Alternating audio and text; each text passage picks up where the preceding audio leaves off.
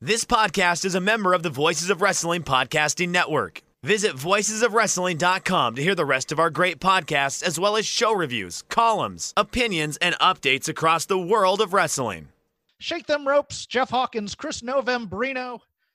Chris, you're officially off the hook if you want to be, because WrestleMania has been taped. It is in the can, so to speak. There is a WrestleMania of sorts, but this is not. I mean, there's a thing that they're calling WrestleMania, but is this truly WrestleMania? We will answer this philosophical question today on this episode of Shake Them Ropes. This very special episode of Shake Them Ropes. Play the inspirational music.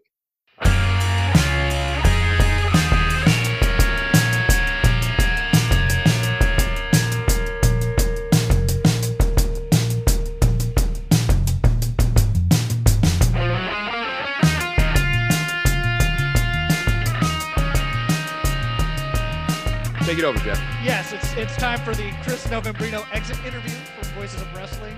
Rich wants me to tell you to bring in your employee handbook, your employee ID, your parking pass, if you will, and meet at Human Resources at 1 p.m. with all your stuff together. I'm used to this. Normally, these meetings occur on Fridays, though, from my experience. Yes, we want to do it right before the weekend so that people have time to cool off. So WrestleMania has been taped. I do not know the spoilers. I will not spoil any matches for you, but how do they put it? Card is subject to change. We do have some replacements on here, and that will be worth talking about. So if you just want to be surprised by all the replacements in the matches, you may want to fast forward a bit, but otherwise we're going to go on about our nonsense this week. We're going to talk a little AEW, I think we're going to talk what was good on WWE television. I want to bring up something, though, relevant to that, Chris, because I really liked the Randy Orton promo. I think it was probably the best thing that was on TV this week in terms of actual wrestling content. And here's why I like intelligent wrestling discussion. And I pose this to you as possibly a generational thing.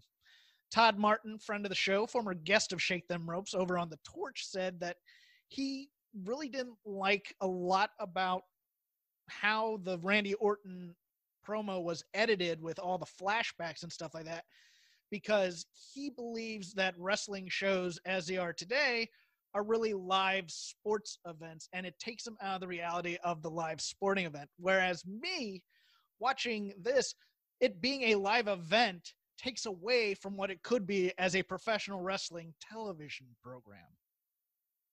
Yeah, I am very much in your camp in the idea that this is, especially now when you can't have audiences, this is a wrestling television program, and the live sporting event atmosphere veneer thing that we put over this thing called wrestling, it is stripped away for right now. And we've seen workable models of this. I have no problem with the flashbacks, but the flashbacks also have a historical root in WWE storytelling. Like, this goes back to The Undertaker and Kane when they were building up to their not very good wrestling match at WrestleMania. They had that awesome video package that recapped the year of feud between The Undertaker and Kane. Like, WrestleMania is beyond all of the COVID-19 stuff.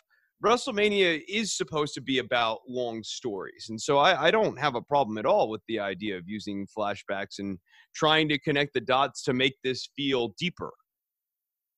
Right. My issue is I don't care how you do it. I really don't. I just want it to be good. And for me, the live aspect of it is it's negligible if it's not any good. It's like Saturday Night Live. The live aspect of it was it's supposed to be dangerous and anything can happen. And it's so boiled down to its essence, and everybody knows how to read cue cards on there. And it's very rare. Well, rawness is not really encouraged on Saturday Night Live anymore. You're not really expected to get raw. Right. But at the same time, they also they do this for WWE, where anything can happen in the world wrestling. You remember that entire ad campaign? That was part of the watching Raw live means anything can happen, and surprises and shocks and things could go wrong, and that doesn't exist in this WWE. Everything is planned down to the second, so you don't really need it. I would just go into more of the planning and just, tape and edit things and put it on TV and just make sure it's quality professional wrestling build. I think a big thing that WWE needs to move away from that you do see on the AEW side is pare down the entrances. Do an entrance that fits the scale of the room. Like some of these WWE performers are still coming out and doing like the big arena full of people Crowd style work. entrance. Yeah. And crowd work. And it comes off as really goofy. I think, music's playing, come down, be in your mood, but you don't have to hit all of your beats. And when you get to the ring, you don't have to do this pose and that pose. Yeah. I think, stripping it down a little bit would help make these shows feel more intimate.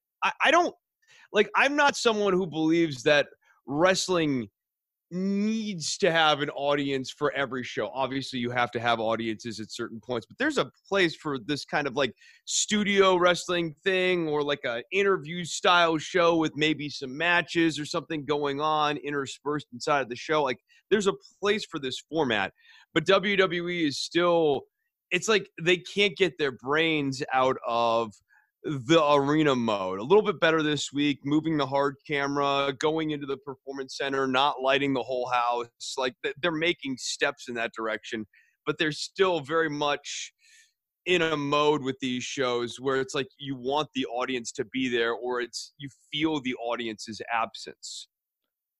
Right. And I think AEW suffers from the same thing. That the cutaway to the trailer or wherever they had like 6 people in there, including Dasha, yelling and betting on matches and stuff, that just got annoying after a while. I just wanted them, okay, we get it. People are watching this and are excited. You don't need to tell us, it just got annoying after a while. Let's hit AEW before we move on to the WWE stuff. Yeah, so I disagree with you a little bit on that. I get where you're coming from to where it got annoying or it stopped being a value added. But I do think that initially it was a value added. The problem was that they weren't really telling much of a story with everyone in the trailer. I think what needs to be happening with everyone in the trailer is there needs to be a bit more of a narrative arc. But yeah, let's get into AEW. I liked the show overall. I liked Cody and Tony as a commentary team quite a bit. Cody's great.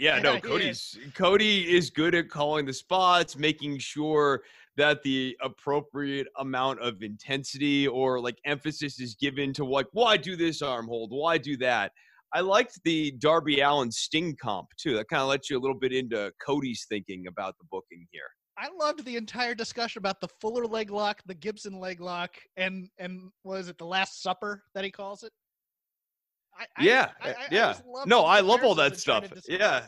And for your fandom, of course, the Star Trek captain talk. I thought it made me laugh because if we don't bring it up here that much, but Chris has been doing a rewatch of Star Trek: The Next Generation, and we're on to Voyager now. Voyager? So I have done since like the start of this year. I have done the entirety of Next Generation, all of Deep Space Nine.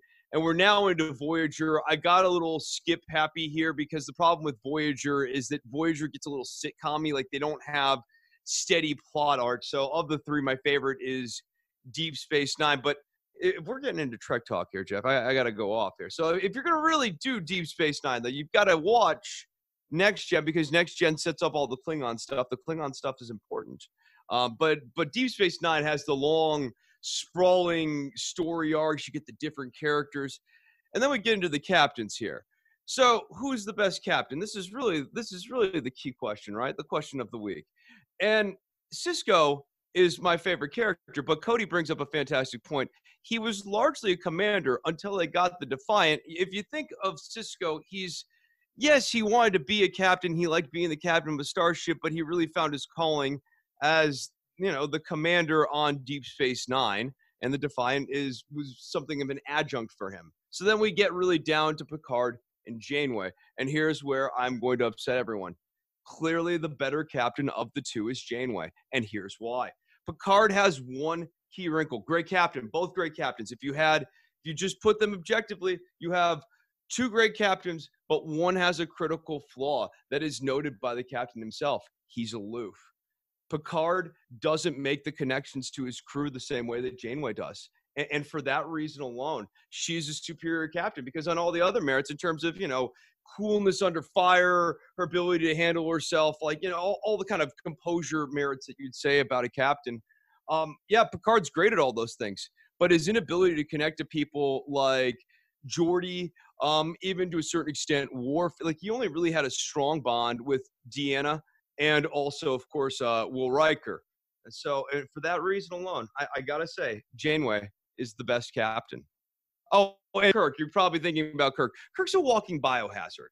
James Kirk is the reason why Starfleet had to make the code for interspecies relationships 3 centimeters thick. Thank you very much. Because that guy was going to commingling with all of these different species and bringing who knows what back to Earth. There's probably a James Kirk disease, Jeff. Has this been your TED Talk? Thank you for attending my TED Talk. You know what? That's even more than they had on AEW. Oh, I've got takes. We haven't even gotten into how I feel about Deep Space Nine. No, we'll save it for another day. Oh God! Voices of Star Trek coming soon. You and who else is a Trek fan on the Voices of Wrestling Network that we can get you a show for? I will do an episode by episode walk of Trek. That will keep us tied up for the next several years. I will never leave my house again. Just to clean up the AEW talk, what did you think of the Brodie Lee character? Actually, there's 2 more things. To me, it's a little too. Look, I get meta parts of talking about people in power. Have been a part of wrestling since the 80s, pretty much, with different gimmicks being Dusty Rhodes and different gimmicks being Vince McMahon. I'm just not sure this one's hitting. Yeah, I mean, I think he's supposed to be Vince McMahon, but I think if you don't know all this inside baseball stuff about Vince with steaks and sneezing and stuff, what do you make of this Brodie Lee character? If you're trying to get who we refer to generously as the normies to watch something like AEW, what do they make of the Brodie Lee character? I think this is too inside baseball. I think you're exactly right on that. I think it's a little too inside baseball. And I also, the Matt Hardy, Chris Jericho confrontation. That was horrible, Jeff. It was very bad. It was my worst vision of what it could be, heightened, actually, because I was fearful they were just going to go hard into the old broken Matt Hardy character, and they did. But you know what? I don't know if I'm allowed to criticize it, because I said they should be trying different things here, and they did try video editing in some ways. They did try, cinematic. So stuff. I don't think the arrival of Matt Hardy, the cut editing stuff, I don't think that was the problem. The problem was the WCW 1992 Shockmaster reaction from Cody and Tony on commentary as they're trying to put this over. I don't think that really worked. I think that Jericho chewing scenery throughout all of this was a big problem too. The Vanguard 1 promo goes on forever, and it's ridiculous. And Jericho just goes, he has the same sort of instincts that Hunter has with comedy, where he breaks the fourth wall, and it's kind of funny, but it also is at the expense of the scene sometimes. And that was definitely happening. And then Jericho and Hardy just simply didn't have any material when they finally encounter each other. It's just Matt Hardy going, "The Bucks of Youth," and Jericho going, "You need to join the inner circle, buddy." And there was no real there was no fire there, and it went on forever. I tapped out. I couldn't even make it all the way through. I started and I was willing to go with it, and I tried to keep an open mind, but it was just so poorly executed. And what's important here, Jeff, is that it wasn't live.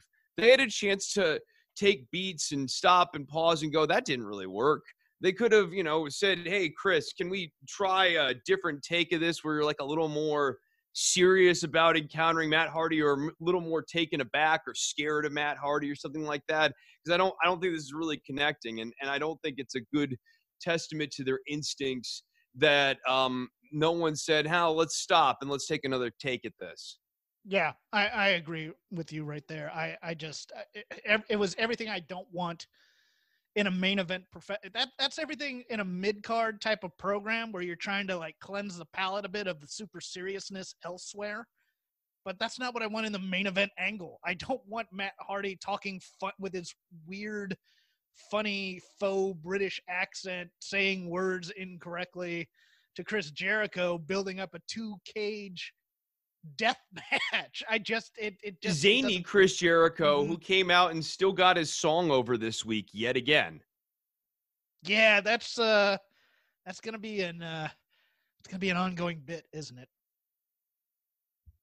I think it's a real problem. I know that people like the song. I get that it's a popular and catchy song, but for your main event top heel to have his theme song be the most over theme song in the company by leaps and bounds, it's like Jericho's theme on a scale of 10 is 10, and Darby Allin's theme, which I think would maybe be the next closest, is probably a 7, maybe a 6. I don't know how you're going to make Darby Allin the next Sting when everyone's singing Jericho's theme during that moment. It creates unnecessary roadblocks. They're going to have to baby him eventually. They're just obviously it's going to have to happen sooner than later because of this thing, because otherwise it just becomes, we're ironically booing heels as opposed to really hating these people. Whereas people like Hager and even Guevara, who I love his flakiness. I loved the entire Brandy caricature bit with her just looking disgusted. I mean, that was so funny. Like, that was actually very, very funny. And I thought that the main event was really well worked. I agree. So we're going to get into the part where we have changes and things like that. If you don't want to hear it, you may want to skip ahead a bit, but we're not going to spoil any match endings because I don't know any of the match endings. I just know what happened. Coronavirus has now taken a toll on the WrestleMania card. Roman Reigns off the main event, it turns out. Pulled himself away because The Miz showed up to tapings under the weather, which got a bit of heat from the Usos as well. Roman Reigns famously having fought leukemia for the last year and a half, still fighting it in many ways, and his immune system, probably very damaged from the fight, pulled himself off the card. Any thoughts, Chris? I think that Roman Reigns is being really smart right now. I think if Roman Reigns needs to take a break from wrestling until he feels 100% about his health, that might be well advised. Being a professional wrestler puts you in a lot of contact with a lot of individuals. And until we have a real sense of, COVID-19, how long are we going to be dealing with it? Where are we in terms of getting a vaccine? A lot of this stuff, for someone with a compromised immune system, are factors that you need to be considering very heavily, because a battle with COVID-19, if you are immunocompromised, is not a sure thing at all. And I would hate to see Roman Reigns have to turn around and have a prolonged battle with COVID-19 after fighting off leukemia. I think this guy is wise to step away for a while if he chooses to do so. The Miz also off the card. It looks like that Morrison and one of the Usos will do a ladder match one-on-one for the tag team titles. Earlier in the week, Rey Mysterio and Dana Brooke were in quarantine with symptoms. That's why Dana Brooke was taken off of the six-pack challenge for the SmackDown Women's title. Also, an late injury scratch, according to Dave Meltzer of the Wrestling Observer. Andrade, not involved in the Raw tag team title match, replaced by Austin Theory as Angel Garza's tag team partner, which makes him losing on Wednesday night absolutely even more baffling to me. I get that Austin Theory was probably local to wherever they are, but I still think you shouldn't have had him lose on Wednesday, especially after calling a guy washed up. I just think that's bad booking. Yeah, it's funny because I liked the match on Wednesday against Breeze, with maybe one slight exception of I would have had Breeze, really kind of rub it in his face a little bit so that eventually Austin Theory gets the W back. And I do kind of think, ultimately Austin Theory, the heel, will prevail here long term. And also, Vince has made it kind of clear that he doesn't really care what's happening down in NXT. And he's not concerned about harmonizing those two storylines. Oh, you want to hear about not caring? How about this? They did tape the other matches. They've taped Gulak, Drew McIntyre, and I'll take Drew Gulak and Brock Lesnar every day. But Drew McIntyre and Brock Lesnar. A Firefly Funhouse between Cena and Bray Wyatt. And Chris, a Boneyard match, a.k.a. I believe a graveyard match between The Undertaker and AJ Styles. Can we not have the death motif while we're in the middle of a pandemic, please? And I feel like Boneyard was chosen because they were worried that Graveyard would be too on the nose, and they thought somehow Boneyard would take the edge off of it, as though Boneyard is, yeah. Guys, calling it a graveyard match might be a bit much. Maybe. The way this company has thought through COVID-19, if wrestling was more relevant, would be like a national scandal. But wrestling is so niche right now that, it's not really getting the attention it deserves for how boneheaded, no pun intended, the thought process has been through Wrestlemania. I am fascinated to see if they actually do a match in a graveyard, or if they do it like in a junkyard and call it a boneyard, or if they do some hybrid graveyard junkyard thing. It's not really a graveyard because, see, there's cars all around. So it's a boneyard. Yeah, cars, a junkyard, which is known for its sanitary nature, Jeff. You kind of combine the graveyard with a place that has a lot of germs. No, it's a very on the nose sort of match.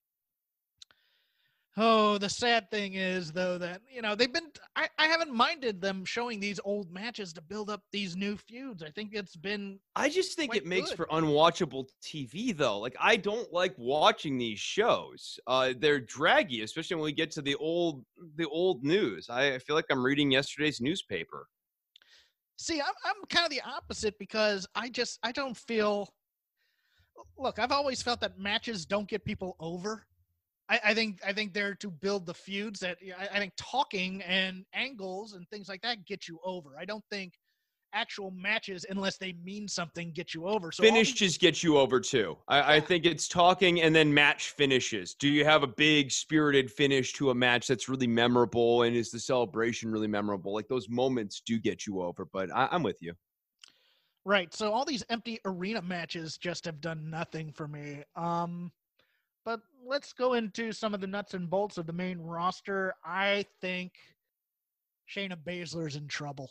I just, that entire segment, you could just, from an acting perspective, you could see her trying to remember her lines. And I just think it took away her natural intensity. And I just thought that was a miss all the way around. Yeah, the main roster is sort of littered with this recurring problem of over-scripting these things. I think when there is no audience there and it's not time to kind of written and paste out for crowd working, you really feel the stockness and the staleness and the boxiness of a lot of the WWE language. And Vince is super fond of micromanaging phrases and micromanaging lines. And yeah, Baszler's promo here just really, it didn't sound like her. And she wasn't able to really kind of be herself. She just needs to cut a promo on Becky Lynch. This isn't that hard. Yeah, and the Kevin Owens and Seth Rollins thing, I think, was good. It it had all the drama of a community theater production in a dress rehearsal. That's what it looked like to me. It's like, oh, as I look around this place, I never went to the Performance Center. I'm like, okay, really? We're doing this? It didn't feel like they were talking to each other. It felt like they were talking at one another, and it just looked ridiculous to stand there in silence as someone monologues and monologues in an empty building instead of yelling back at him. It was just ridiculous. Yeah, the whole choosing to frame this feud around the Performance Center and 2011 NXT and things of that sort. Again, a very sort of Vincey kind of move here. And I think it'd be better off if they just didn't like each other. They're overthinking in this moment, and you can feel it in these promos. For stuff I did like, SmackDown. Everything about that Asuka, Alexa Bliss, Nikki Cross, and Michael Cole segment, it's Hall of Fame worthy to me. I howled, I laughed, I liked the match, I liked old rubber faces back, me likey Alexa Bliss and her facial gesticulations. Asuka's half-past crazy. Nikki Cross is making Michael Cole corpse because she's cheering too hard. I adored everything about this, Chris. Yeah, I'm not as warm on Nikki Cross as you are. I thought that it was a bit overwhelming and kind of unpleasant. Yeah, at times. And I don't love this character at all. The match with Asuka and Alexa, I thought was good. I liked the arm selling that Alexa was doing, and I liked when they moved to the outside. Alexa's found a nice little match style for herself here, working as a heel who's a baby face, but will eventually be a heel again, like still using some of like those kind of heelish tactics, shoving people up against the ring and stuff. I liked the match. I really liked the line at the end of the match when Nikki Cross was trying to like add stakes onto this, and then Michael Cole goes, yeah, they're definitely now in the driver's seat for a future opportunity at a title shot. Championship opportunity for a title shot somewhere down the road, perhaps not WrestleMania, even though it's too big to be on one night and it's 2 nights. That was amazing. Like that's like, for me, what SmackDown has been good for it, where I've actually been like amused and enjoy myself watching it, is like the little throwaway lines, like Elias talking about the capacity crowd here at the Performance Center. Like that got me howling too. Wait, now what did you think of Elias by way of Lucha Underground there, falling off the tower, same tower that Johnny Gargano got got slammed off of by Ciampa, but Elias is not going to take that bump. Yeah, I mean, I have no problem with them doing the cut edit, if that's what you're asking. Like, I think if you're in a studio, do studio work and use the cut editing to your advantage. I don't have a problem with that. The Baron Corbin Elias feud is a feud I could not care about. I don't find Elias's guitar playing gimmick to be particularly funny at this point, because like he's doing the same sloppy guitar playing. It would be funny if he was coming out every week and like mangling stuff and trying new licks and they were all bad. Like there's a way to do the guitar thing and it's very funny, but like all he does now is A minor, E minor, C, G, D, E7, same stuff. And then the songs that are written for him aren't particularly funny because it's all like, Baron Corbin smells like farts. You know, I don't know. There's not to this feud. You like the Baron Corbin character more than I do. No, King Corbin. Don't. How dare you, sir? I have been slighted. I have been slandered on my own program. How dare you, sir? I just think Baron Corbin, he never progresses. That's my issue with him. I think the character is annoying enough and makes me angry enough to boo him. I just wish he'd do something other than what he's been doing since the entire Shorty G feud. I don't see that happening. I do, on the other hand, want to posit that a 3-person booth of either Nikki or Io Shirai Michael Cole and Asuka, I would pay an extra $1 a month for that on the WWE network. I mean, I like the idea of having different wrestlers come out and do stuff on commentary. Here's like the merits of the Nikki Cross thing, even if you think it's chaos. It distracts you from the fact that there's no audience. Yeah. Much in the same way that cutting to the trailer in AEW has some of the same effect. I think that's a good thing. I think the absence of the audience allows for some more space to be filled by another energy, so you can have managers doing more stuff on the outside, someone on commentary.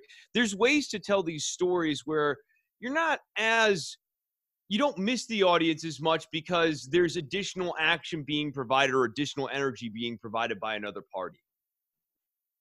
I agree. I also just like straight-laced Michael Cole getting thrown off his game. I think that's what really entertained me about the Nikki part. I understand. I agree. And that creates the chaotic element too. It is overbearing. I will fully grant you that. But at the same time, she's so overbearing, it's even throwing off the people who know it's going to be overbearing, and I love it. I don't think she needs to be making light of like the hugging, like, you know what I mean? Like that was the one thing I'd rather let's not revisit. Okay. No, yeah. Any jokes about social distancing, I can do without at this point. So do we want to go NXT or NXT UK here? Unless you have something else from the main roster that was, that tickled your fancy or funny bone. Oh, I know what. Otis. I like this program. I do. I'm not going to lie. I'm interested to see because it looks like they're going to do the fight for Mandy's honor type of thing. And boy, it just feels like to me. But why is he fighting for her honor when she's been not cool? Yeah, it's going to go one of two ways. Either Mandy's going to interfere on behalf of one of them, or it's going to be that swerve and she goes back with God, why am I blanking on a name all of a sudden? Her tag team. Dolph Ziggler? No. Oh God. Yeah. That would be a total Vince move. Sonya Deville. Sonya Deville. Because she's still part of this story and still, kind of team Dolphing it here. So yeah, I could see them swerving everybody, and I am not your prize, because she made the line, I am not a prize to be had, or something like that, and they'll look at that and go, look at this feminist storyline we're doing. Woohoo, look at us. Feminism all the way from the WWE. No, but they're going to turn her into a lesbian character. That's where I think this is going. Now you got to put that in the air. We've seen Vince do this once in the last calendar year. All right, Sonya, you want? It's like, oh no, Vince, no. Yeah, I completely. I'm still getting over the flying the mallets on a private jet while the Bludgeon Brothers are on a commercial plane story. Like, my God. Look, gimmick integrity is the most important part of World Wrestling Entertainment. It's what puts smiles on people's faces, damn it. And if you're not going to get with the program, Chris Novembrino, you're fired. Listen to me, Jeff. The Bludgeon Brothers. What's the most over element of the Bludgeon Brothers? The bludgeoning. It's not the hammer. People want to see the hammer. I could give the hammer to anyone. It doesn't have to be Rowan and Harper. It could be two guys from NXT. The hammers are what's over. Speaking of just two guys from NXT, we finally got the debut of one Malcolm Bivens, stoked for Stokely Hathaway being on weekly television. The bad news is it looks like his tag team aren't quite ready for prime time, but it is it's a trope in wrestling to bring up two guys in a foreign type gimmick and give them a spokespiece before they're even ready to be on television. So why not? I like Malcolm, so I'm hoping for the best for him here. Yeah, no, I think that this guy deserves an opportunity, is going to carry the ball if it's given to him. And I just hope that they give him some really good material to sink his teeth into, because he's shown time and again that he's capable of doing so. Yeah, if you're not following him on social media, you are missing out on. Oh no, he's a hoot and a holler comedy on social media. Yeah, that's what I'm referring to. Is the guy had what limited platform he's given, he always crushes it on. So give him a bigger stage. Chris, remind me here, because I don't have results in front of me right just yet in terms of NXT television. Who is the guy? He debuts, and he's basically debuting the same gimmick as Isaiah Swerve Scott. And he comes Tahuti Miles. No, his name is Tahuti Miles. And so I went from like, at first he comes out, so he gets to come in second. Killian Dane's in the ring, and Tahuti Miles comes out, and he does like the little chin stroke thing, which, as you mentioned correctly, is kind of a Swerve Scott thing. But at first, I loved seeing the debuting guy come out and just size up his competition. It's someone we know is formidable. But then he kept doing it. And then he kept doing the thing that I was complaining about earlier in the show, where he was like playing like the arena was huge and there were tons of people and doing the entrance that he was taught to do. And then the match was yikes. This was his final exam from whatever class he's in at the Performance Center. It's okay. You got to go out there and do this match, but you got to do it like there's actually people out there. Now, how would you react if there was a crowd full of people and this was your first time on television and you had to size up Killian Dane? Again, the first 6-7 seconds were great, and then we just went right off the cliff. Yeah, I completely agree, and then I kind of tuned out for it. I just couldn't believe they did that. We have 5 of our 6 ladies in the ladder match now. Candice LeRae joining the fray. And also, I got to tell you, the look on Aaliyah's face when Io Shirai came out was amazing. I know, look, people slam Aaliyah all the time. She's not the best performer in the world, but she has something in terms of acting ability that a lot of the women don't have. And Io Shirai just being crazy sauce. Always love her, but Aaliyah just throwing a temper tantrum. What do you mean I gotta fight Io Shirai? Yeah, no, because, she had this great plan. I get to just win now. I can just walk this. Yeah. We are so blessed because next week, gauntlet match with all of the losers of the qualifying matches. Shotzi Blackheart, Deonna Purrazzo, Xia Li, Aaliyah, Lacey Lane, or what's her name now? I don't remember. Caden Carter. Caden Carter, thank you. And Dakota Kai. I fully expect Dakota Kai to win this by Raquel Gonzalez interference in some way and get into the ladder match. Yeah, I think it comes down to Kai and Carter, and you nailed it. Raquel Gonzalez comes in and interferes, and that sets up things. And we maybe eventually build like a Caden Carter, Dakota Kai, like mini feud of some sort coming out of this. But Xia Li is going to show up. She's going to be injured, and so she'll have like a nice initial showing, and maybe Aaliyah will get a win there or something like that. But yeah, I think that this plays out the way you say. Dakota Kai wins. Oh, Chris, I had a major faux pas because I thought it was a ladder match to get into the ladder match. And I was here for Shotzi, Aaliyah, and Xia Li all being in a ladder match. I was here for that. You just you want bad things to happen to good people. I don't know what it is about you. It makes me a horrible human being.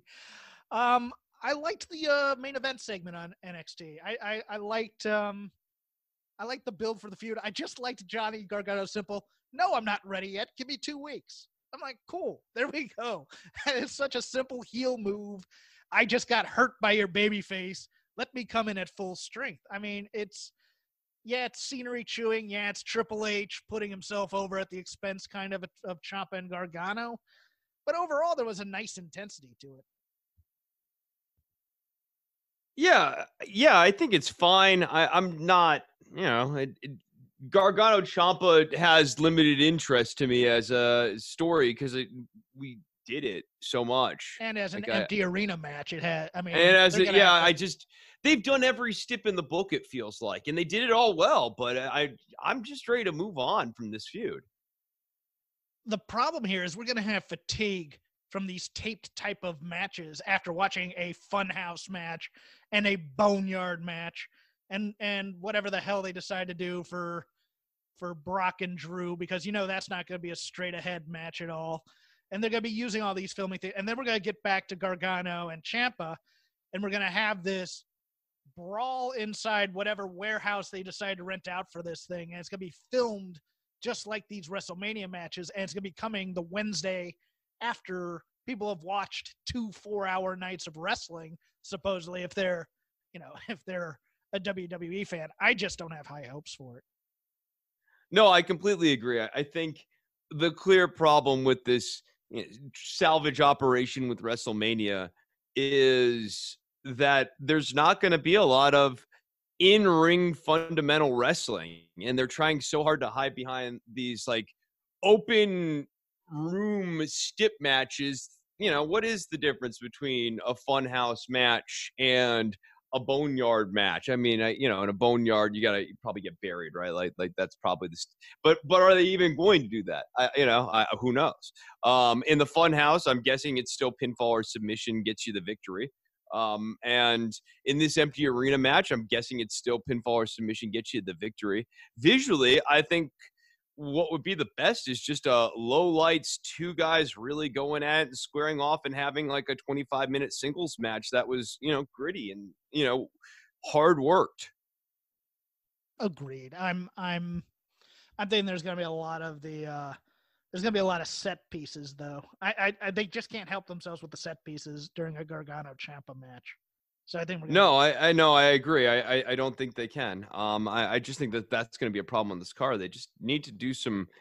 I get doing smoke and mirrors to kind of add a little more excitement, make it not feel totally empty the whole show. But they need to make sure they don't forget about the wrestling. I got to be honest. I thought Byron Saxton was pretty good on commentary. I do. I mean, for the job he was put into, he didn't do a half bad job here. He had some of the WWE verbiage that he had to do, but getting emotion in there, I thought he did a good job for an empty arena match. Yeah, I like Byron. I think Byron, he's shown that he can do different roles. He gets the characters, and yeah, he's a WWE speaking product, and that comes with verbiage and nomenclature, especially with those young guys who don't feel like they have a really secure position like a Michael Cole does. Those young guys, like they don't play it as loose as they do over on NXT UK. I think NXT UK's commentary is great. Like I that commentary team has nailed it. I love Nigel's way of being a fairly objective announcer, but having a clear bias towards the heels. I think he's much more in his element in NXT UK. I think he's able to play it a little bit more heelish, which I think he obviously enjoys. I think the NXT UK guy, I don't know the play-by-play guy's name offhand. I'm gonna have to. But he's a great compliment, and I love his energy. And he's very straight-laced. He plays it very, very straight, but not Captain Whitebread straight. He actually feels like a human being calling this match who's excited to call this match, as opposed to Vic was good here, but you could just tell it was a little too overproduced by Michael Cole, so to speak. And I don't think there's as much hands-on here for NXT. No, I think they're just letting those 2 guys run. They obviously have a script. I'm sure Nigel is kind of helping lead along play-by-play guy, but yeah, you get very much the vibe that those 2 guys have been given very limited direction as to what they need to do on commentary during the hour. And I just think it makes the commentary exciting. It helps carry sometimes subpar action.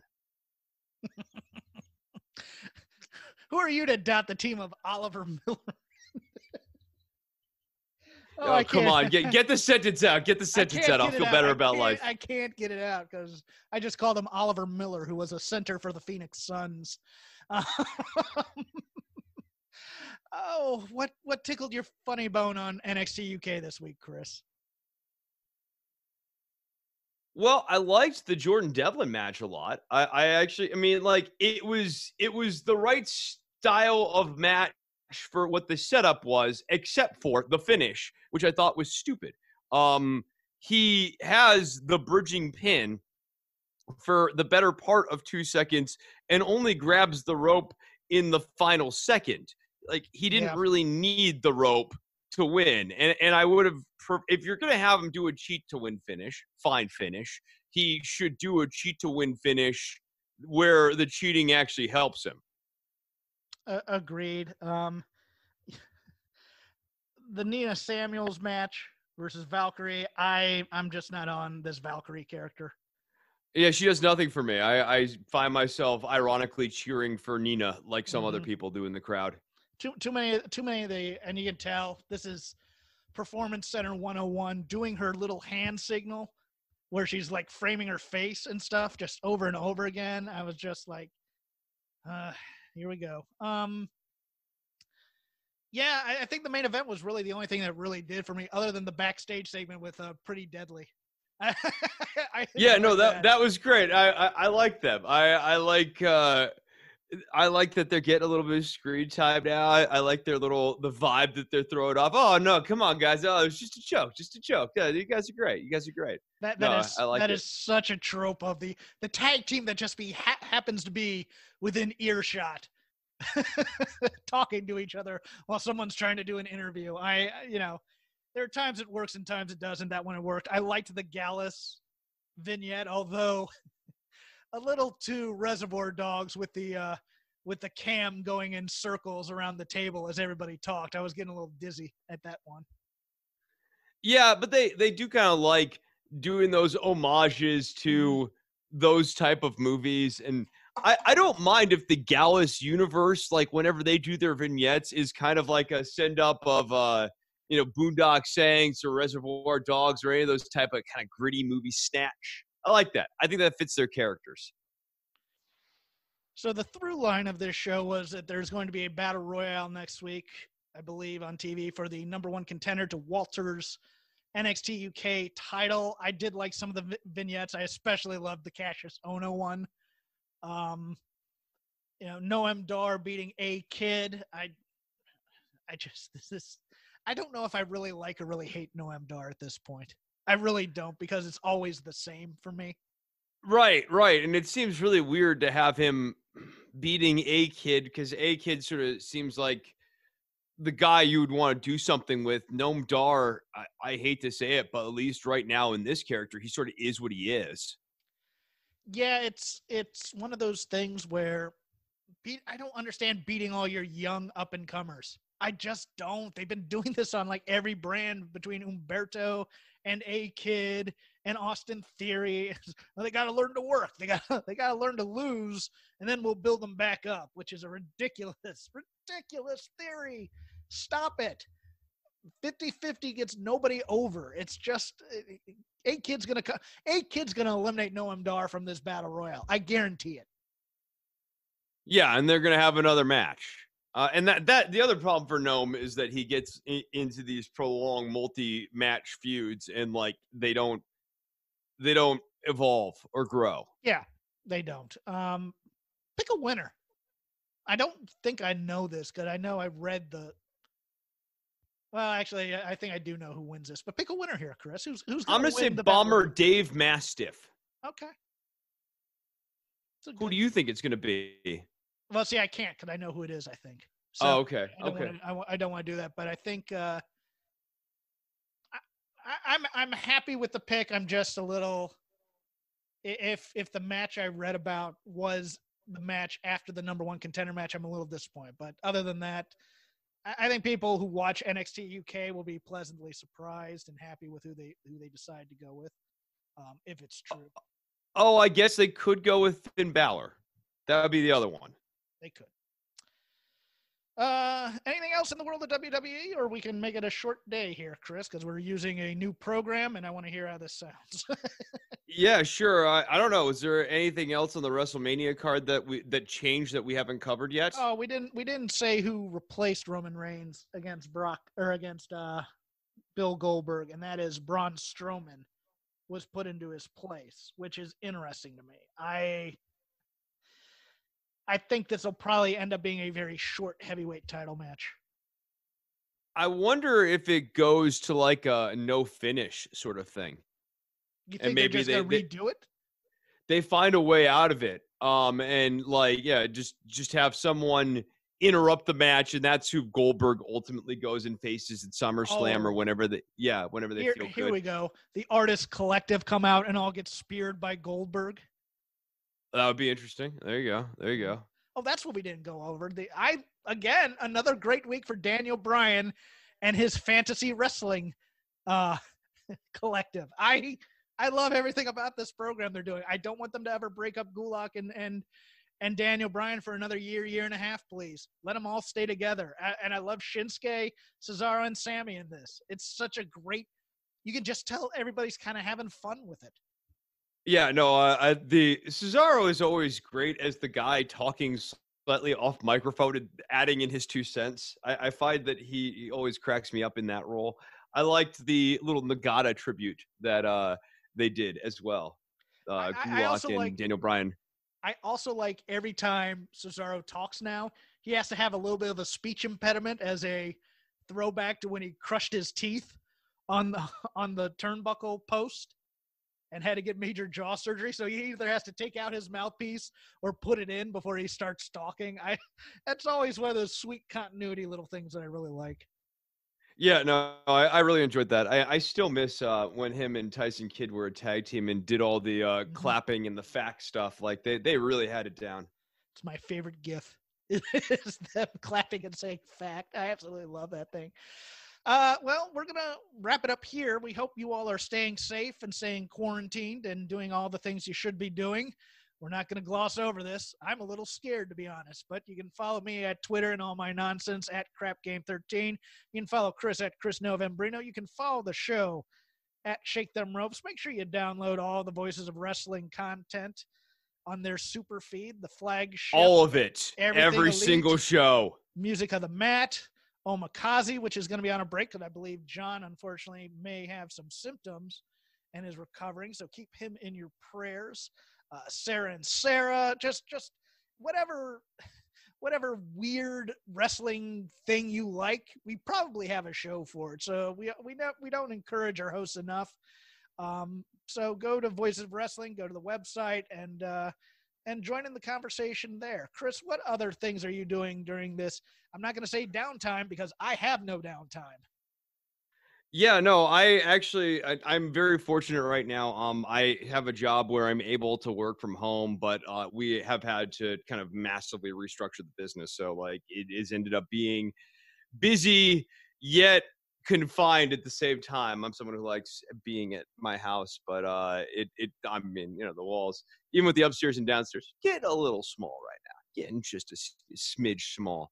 But you can find my other shows, Don't Worry About the Government, Don'tWorry.tv, so you can find that. You can also find that on iTunes and Stitcher by searching for Don't Worry About the Government. The other show, if you want to watch All in the Family, like if you're looking for a show to binge, All in the Family, you could pick worse shows to sit down and watch and kind of sink your teeth into. All in the Family is a hell of a show. And I did a podcast about it. It's called the All in the Family Podcast. We'll be back with more episodes at some point here. I'm sure I'll link up with Lindsay. Trek Talk is in the works, Jeff. I don't know when that's coming out, but look for that on fine podcast outlets. And go and listen to Don't Worry About the Government until then. And by worse shows, he means friends. Yeah.